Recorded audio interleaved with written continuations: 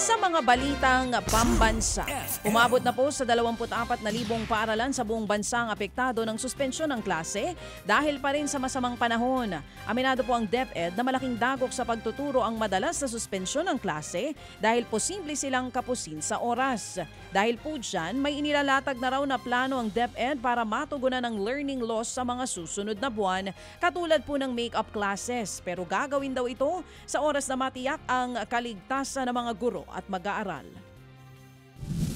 After po na mas ma-secure ang safety ng mga bata at syempre yung safety rin ng mga teachers natin, doon po lang dapat sisimula yung possible intervention or kaya yung alternative delivery mode natin. Yan nga po ang tinig ni DepEd Assistant Secretary Roger Masapol. Sa iba pang balita, hiniling naman po ng kampo ng dating Pangulong Rodrigo Duterte na magsagawa ng urgent status conference kasama ang ibang partido sa kanya pong kaso sa ICC. Ayon po kay Assistant to Counsel Cristina Conti, isa po yang proseso kung saan maghaharap-harapan ang bawat partido para mapag-usapan kung handa na po ba ang lahat na sumabak sa pre-trial na gaganapin sa Setyembre.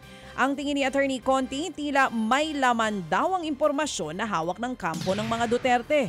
Senyales daw yan na gagamitin nila ito sa depensa kaya gusto nilang ipagpaliban ng trial dahil balak muna nila itong isalang sa pagsusuri.